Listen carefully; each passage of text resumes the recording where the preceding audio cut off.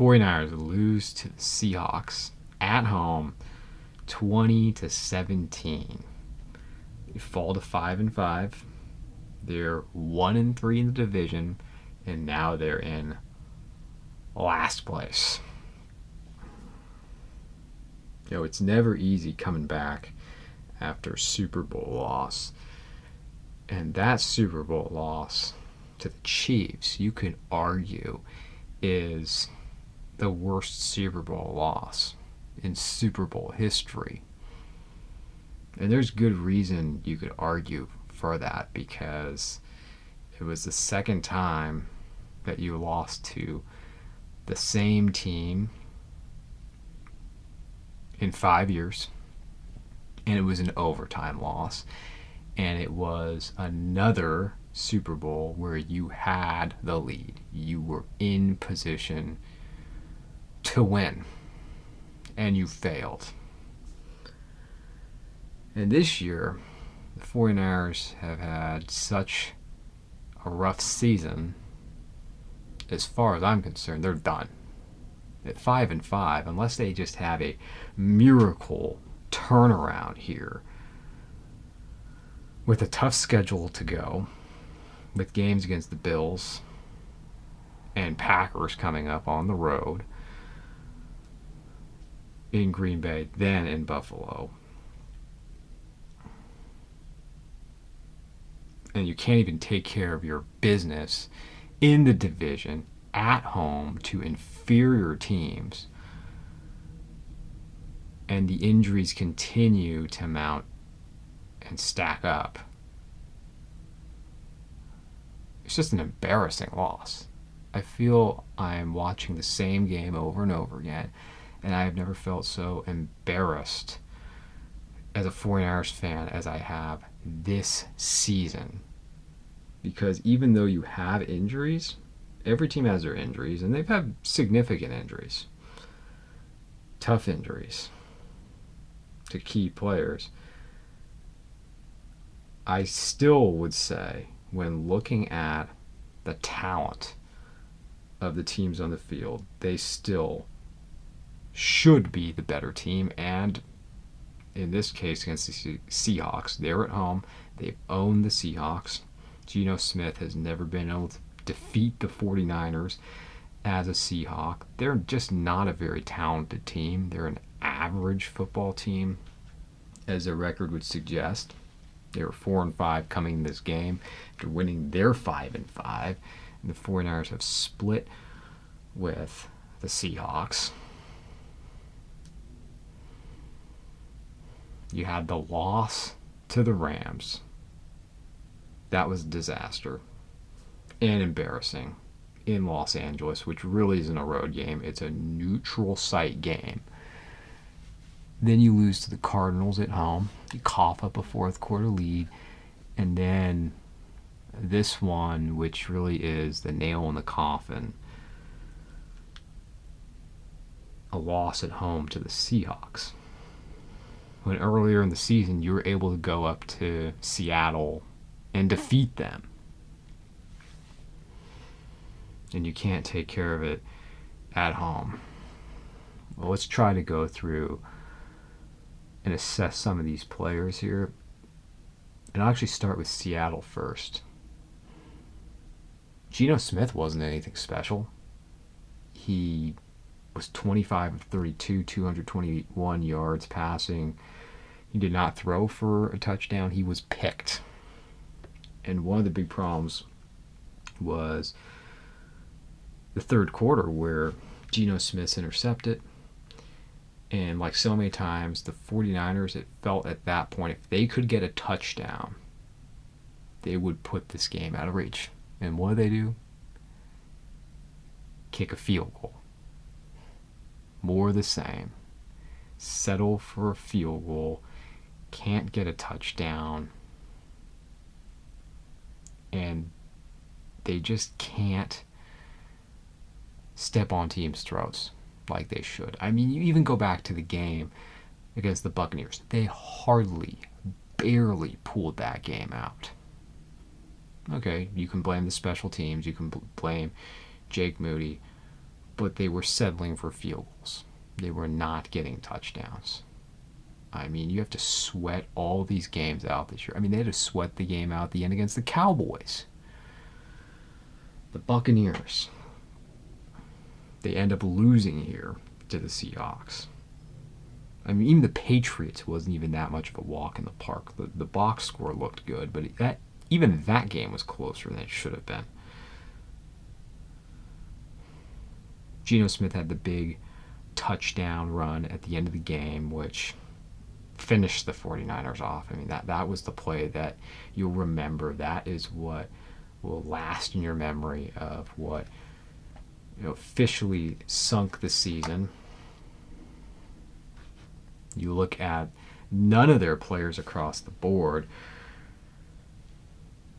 had a monster games, with the exception of Jackson Smith and Jigba,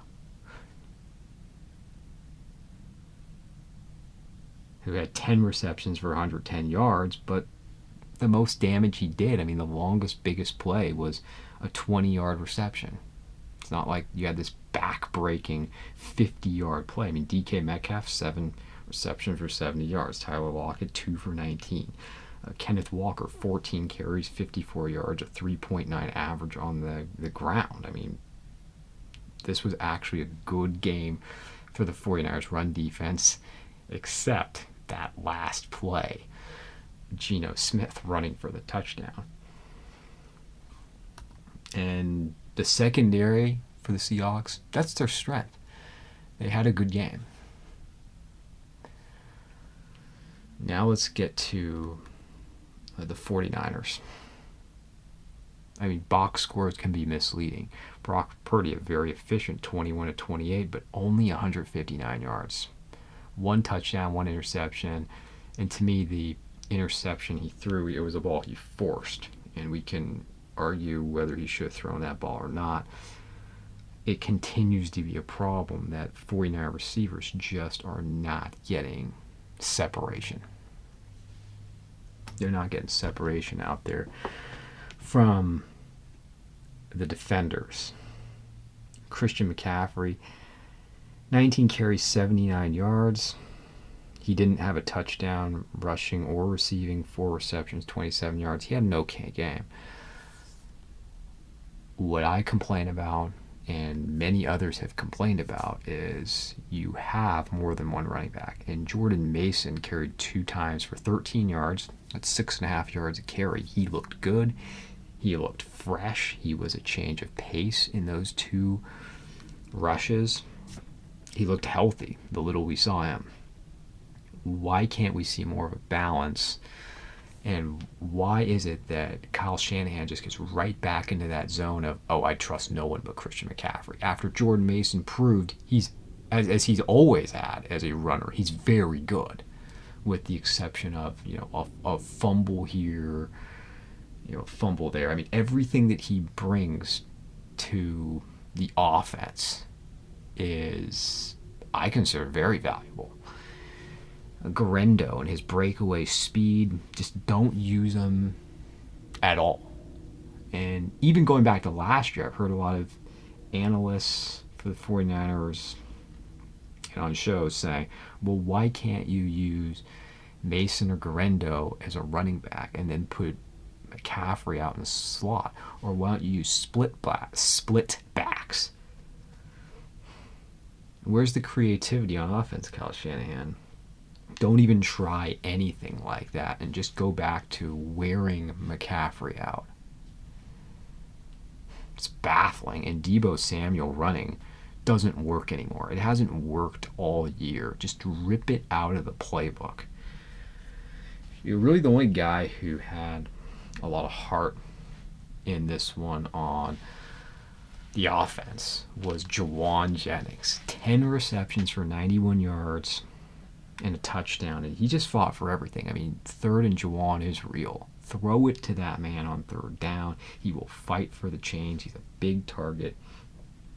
He catches the ball. And did we need to give Brandon Ayuk the contract extension? Obviously not. obviously that was a huge mistake. I mean, he was playing bad before the injury. He has the injury. I don't know what you're going to get with him going forward. He's just going to be another overpaid receiver. Jennings is slow, but Jennings is consistent, and he brings something unique to the team. Because what you have is a bunch of average size receivers who don't have wheels. They're average size receivers with average to below average speed. At least Jennings gives you something unique. He gives you size. And there aren't a lot of big-bodied receivers in the league. It's like when I start watching football, it seemed like there were a lot of these players.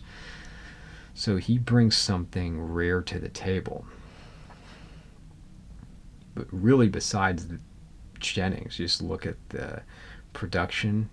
Deebo Samuel, 4 receptions for 22 yards. You know what he should wear? He shouldn't wear number 1. He should wear number 0. I don't like players wearing 0 anymore, but I think that's more of an appropriate number for Deebo Samuel. 0. 4 receptions, 22 yards. Didn't do anything on the ground, didn't do anything as a receiver.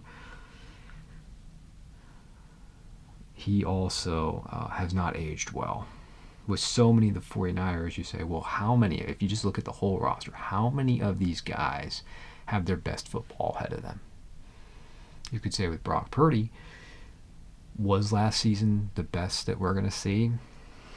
Maybe, maybe not. He's young. Let's give him the benefit of the doubt. Christian McCaffrey, he's not going to have a season that compares to last season. Deebo Samuel, his best season was 2021, and that seems even longer ago than that. George Kittle, as much as I love him, his best football is behind him. Brandon Ayuk, I would very much doubt that we're going to see seasons better or even matching what he's done production-wise. And then Ricky Pearsall, he had 0 yards receiving. I mean, he's your number 1 pick, and what else is he bringing to the table that's different? What else does he bring to the offense that they don't already have? Is it blazing speed? No, he's supposed to be a good route runner, somewhat athletic. It's just not, he doesn't, again, bring anything unique to the offense, something that they don't already have. Just feels like it's repeated skill set. And that's why I was at least open to trading Brandon Ayuk, because you went up against the Chiefs and you saw it just didn't work. Yeah, they had exceptional cornerbacks. I'll give you that. George Kittle was banged up. I'll give you that. But they weren't able to get separation in the Super Bowl. You need more speed. And that's just a team-wide problem, is a lack of speed. I'm watching other teams on the primetime games, you're just like, wow, look at the speed out there on the field. And you just don't have it with the 49ers. They've gotten old, they've gotten slow, and it's really clear this season, but you could see it last season too. And they didn't address the problem. But if you have one major takeaway about this game, was the value of George Kittle. If George Kittle plays, they win. That simple. He's extremely valuable as a receiver. At this point, he is the best receiver on the 49ers. He's a terrific receiving tight end. But it's much more than that.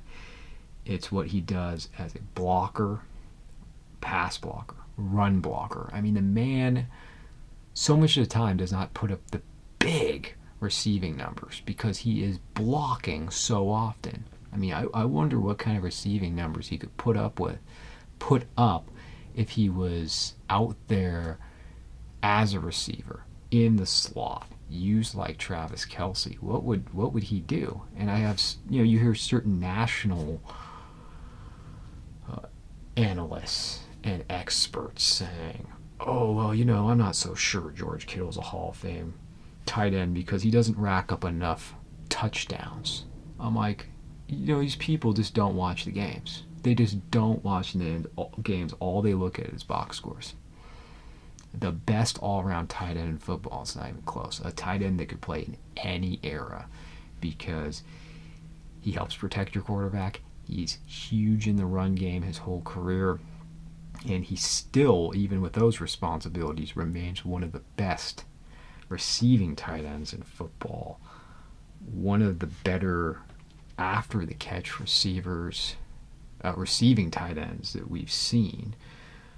And Travis Kelce probably got better hands, probably a better route runner, but who's more dynamic? George Kittle. Definitely George Kittle. So it is comparing, apples and oranges when I'm talking about Kittle and Kelce. Yeah, if you're just saying, well, production is a receiving tight end, sure, I'll give it to Kelce. But Kittle brings so much to the game. And that's why he gets hurt so much, too. He's fighting for extra yards. He does, but he takes a lot of hits. I mean, he's there in the trenches. I love Kittle. And he was sorely missed. And it's been said, too, by Larry Kruger and others that would you just get a blocking tight end so you could allow him to be used more in the passing game? And it was too bad because Kittle has dominated the Seahawks over the years. I mean, he's had some of his big games, big moments, the highlight reel plays of his career against Seattle. And you miss him anytime he's not playing, but he was missed in that one as much as any game this season that I think you could have had him for. I mean, he was huge in Dallas in the game against the Cowboys here, but when you needed this game, it was just bad timing with the injury. And I'm sure he would have been out there if he could have been. And you have to weigh with some of these players. Am I going to sit them for 1 week and lose them for 1 week? Or am I going to risk injuring them for multiple weeks, or they're going to land on IR? That's hard. And on defense, I thought the defense played an okay game. There were some things you could pick at with the defense. When Nick Bosa went out, the game changed. I mean, the game just turned right there. I mean, he had the sack. He was having one of his better games. And a little bit of a letdown year from Bosa. It has not been up to his standard again this year that we've seen in, like, the Defensive Player of the Year. And, his rookie year, his 2021, his 2022 seasons. But this was one of the best games he had of the year. And then he got hurt. Leonard Floyd had 1.5 sacks. Bosa had 1.5 sacks. They both had very good games. Problem is they've been worn out because they don't have any depth on the defensive line. A few other players that were missed were, of course, Dre Greenlaw. But Charvarius Ward always plays really well on DK Metcalf. He usually gets the best of DK Metcalf. But the lack of depth has hurt the 49ers this year. I mean, you can look across the board, offense and defense, and just note all the guys that are missing out there. Ayuk for the season. Kittle was out. Defense. Greenlaw. You're without him. You've missed Ward for multiple games, and Javon Hargrave for what that's worth. Those are major players, but even with that, they had enough to beat the Seahawks. And the Bosa injury hurt in the second half and late in the game, but if they just scored more points early, if they just did what they should have, they still should have won. But, they play so conservative. So conservative. And my biggest complaint, and everyone's been saying who's most at fault. Is it the offense? Is it the defense? Is it the special teams? Well, I'm just going with coaching altogether. That, Christian McCaffrey does not solve all the problems for the 49ers. I mean, a lot of people I respect, like Damon Bruce and others, are just like, you just got to get Christian McCaffrey in there and he makes all the difference in the world. And I'm sitting there saying, hey, with all due respect, Christian McCaffrey does not solve a mediocre to below average offensive line. He doesn't solve the problem of poor defensive line depth and an average at best defensive line. He doesn't solve the problem of the worst special teams in the entire league. And a coaching staff that does not learn their lessons. A coaching staff that repeats the same mistakes over and over again and expects a different result. That's the definition of insanity. And that's what you have with Kyle Shanahan's coaching. And I'm not saying he's a bad coach, but I think that his time is running out. Whether this season is his last or next season is last, assuming he's not going to win a Super Bowl. Very surprised at this point. He's a very good coach. I just don't believe he's good enough to win it all the way he coaches and his strategy, his philosophy at this time. That a change of scenery probably would be a good thing for him because he's too conservative, doesn't learn from mistakes, does not keep pushing it, settles for field goals all the time, doesn't value offensive line play, doesn't value special teams.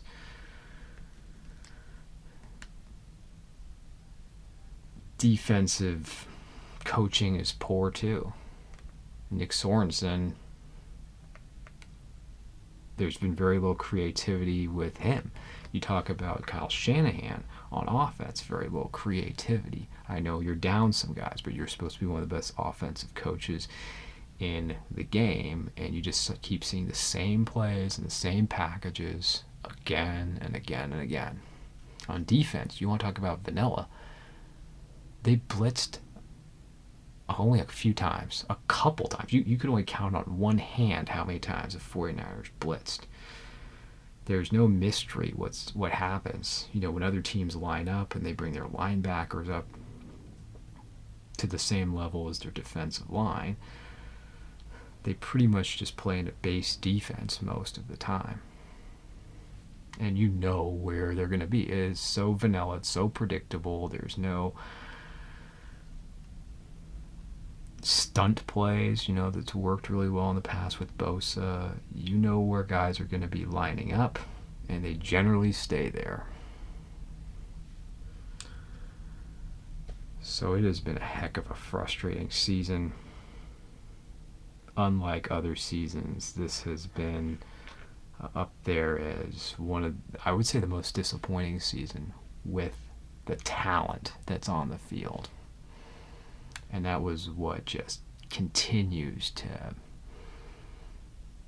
anger me, like many 49er fans, was you had the healthy team last year and you didn't do it, and you were not aggressive enough in the Super Bowl. I was watching the Bills yesterday. The Bills were willing to be aggressive and said, we're gonna take this game, we're gonna win this game, we're at home, and we're gonna go for it on fourth down. And they did win. And realize if they didn't make it on that fourth down, they were in trouble at the end of the game. But they went on that fourth down, and the Chiefs were done. And it's a regular season game. I get it. I disagree with those. We're just talking about the rest of the games now. I disagree with those who say, oh yeah, like Bleacher Report, the Bills are the team to beat in the AFC. They're the class of the AFC. No, they're not. unless something surprising happens, they're going to have to go in Arrowhead and beat the Chiefs in Arrowhead in the playoffs. And the Chiefs aren't afraid to go up into Buffalo in the playoffs as they did last year, even if that happens. You still have to go through the Chiefs. You still have to go through Mahomes, and the Chiefs are still the team to beat. And then the other game that was the Sunday night game. It was a very entertaining game. It was the Bengals and the Chargers. It was good seeing Jim Harbaugh. Good seeing Jim Harbaugh on the sidelines. We didn't get it done with Jim Harbaugh, but I love Jim Harbaugh. Really was sad to see him go.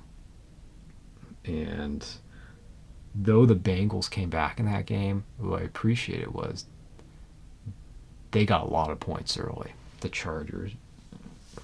And I'm looking at the difference between those two quarterbacks and the talent of those two quarterbacks. And I'm comparing those to Brock Purdy. And I like Brock Purdy. I really do. And I'd like to see the 49ers keep Brock Purdy.